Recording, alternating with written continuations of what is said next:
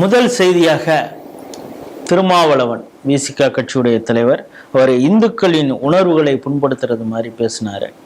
காரணம் சனாதனம்னு ஒன்று இருக்கிறதுனால தான் சாதாரண மக்களுக்கு கல்வி கிடைக்காமலே இருக்குது அப்படின்லாம் அவர் பேசி பல விஷயங்களை பேசியிருக்காரு. இது எங்கே பேசியிருக்காருன்னா பாண்டிச்சேரியில் பேசியிருந்தார்.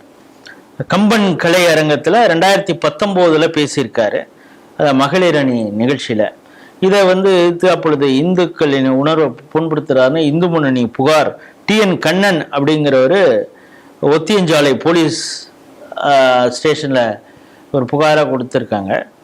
ஆனால் வழக்கு பதிவும் பண்ணியிருக்காங்க. ஆனால் அந்த குற்றப்பத்திரிகை தாக்கல் செய்கிறது அவங்களுக்கு எவ்வளோ நாள் ஆகியிருக்கு அப்படின்னா அதிகம் இல்லை, ஒரு 6 வருடம் ஆகியிருக்கிறது.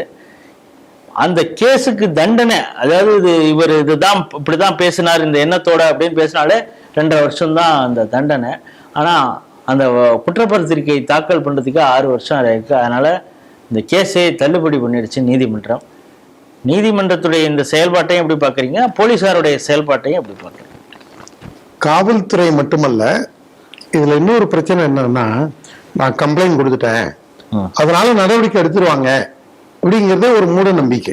என்னை பொறுத்த வரைக்கும் நான் புகார் கொடுத்து அந்த புகாரோட அது எந்த அளவில் இருக்கு, அதோட ஸ்டேட்டஸ் என்ன, அதுக்கு அடுத்த ஸ்டேஜுக்கு எப்படி கொண்டு போகணும் அப்படிங்கிற ஒரு புரிதலும் ஒரு முன்முயற்சியும் நமக்கு இருக்கணும். இல்லை, அது நீங்க சொல்றது புரியுது. இது இப்போ கொடுத்தது புதுச்சேரியில, அங்க ஆளுநர் அரசு பாஜக இருக்குது, திராவிட மாடல்லாம் இது மாதிரி எல்லாம் செய்யும், நம்முடைய பாஜக கூட்டணியில் இருக்கக்கூடிய அரசாங்கம் நடவடிக்கை எடுக்காதா அப்படின்னு அவங்க அலட்சியமா கொஞ்சம் இருந்திருக்கலாம்ல. 2016-21 நரி நாராயணசாமி தான் முதல்வராக இருந்தார். 19 இந்த புகார் கொடுக்கப்பட்டிருக்கு. 21 ஆட்சி மாற்றம் வருது. குறைஞ்சபட்சம் அந்த புகார் கொடுத்த கண்ணனாவது என்ன பண்ணிருக்கணும், ஆட்சி மாறி இருக்கு, கொஞ்சம் துரிதமா நடவடிக்கை எடுங்கன்னு நம்ம சைட்ல இருக்கக்கூடிய MLA, அமைச்சர், கூட்டணி மந்திரி சபையில இருக்கிறவங்க இவங்களை பார்த்து ப்ரெஷர் பண்ணிருக்கலாம். இல்ல கோர்ட்ல டைரக்ஷன் வாங்கியிருக்கலாம்.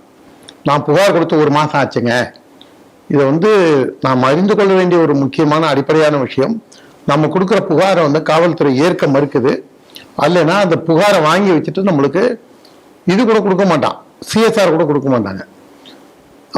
நாம ரெஜிஸ்டர் போஸ்ட்ல அனுப்பிச்சிட்டா நம்ம அந்த ப்ரூஃபையும் வச்சு 1 மாசம் ஆச்சுன்னா நம்ம கோர்ட்ல டைரக்ஷன் கேட்கலாம்.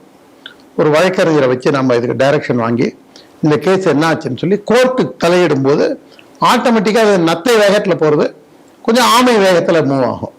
நத்தை வேகம்னா இன்னும் கம்மி இல்லை, நத்தையே சின்னோண்டு ஒரு இது, ஆமைன்னா நல்லா பெருசா இருக்கிறதுனால நத்த வேகத்துல இருந்து ஆமை வேகத்துக்கு இது கோர்ட்டுன்னு வரும்போது இதாகும்.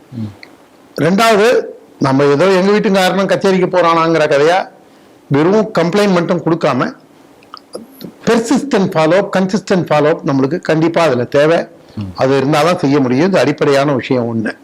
2வது, காவல்துறை, அது பாண்டிச்சேரி காவல்துறையா இருக்கட்டும், தமிழக காவல்துறையா இருக்கட்டும், கர்நாடக காவல்துறையா இருக்கட்டும், அவங்க என்னைக்குமே நாட்டில் பிரபலமா இருக்கிறவங்க யாரையுமே பெரிய அளவுல டச் பண்றது இல்லை. இந்த ஒரு காமெடி நடிகர் ஒருத்தர், அவர் தனக்குத்தானே டாக்டர் பட்டம் கொடுத்துட்டு தனக்குத்தானே பவர் ஸ்டார், அவர் பேர் என்ன, பவர் ஸ்டார் சீனிவாசன், எனக்கு தெரிஞ்சு அவர் கூட தண்டிக்கப்பட்டதில்லை. ஏதோ ஒரு கன்விக்ஷன் கிடைச்சது, 15 நாளோ 20 நாளோ போனாரு, பெயில வந்தாரு.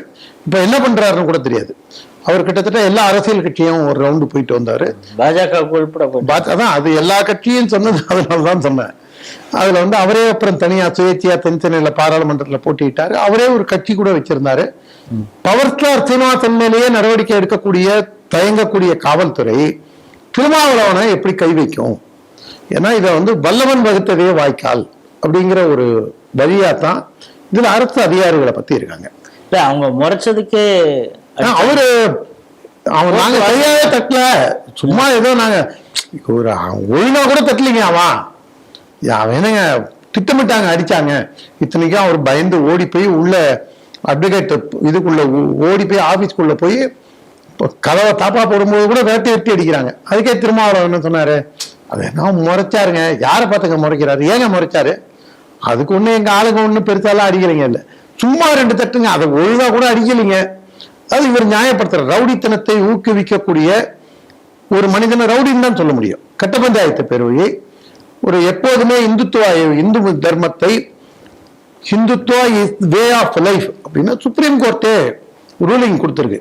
அதையெல்லாம் கேவலப்படுத்தி இது கோர்ட் அவமதிப்பு, ஒரு மதத்தை அவமதித்தல், உண்மைக்கு புறம்பாக பேசுதல், இந்த மாதிரி அவர் பேர்ல ஊர்பட்ட செக்ஷன்ல போட்டு உண்மையிலேயே அவரை உள்ள தள்ளி இருக்கணும். இத்தனை நேரம் அவர் ஒரு கன்விக்டட் கிரிமினலாக இருந்திருக்க முடியும்.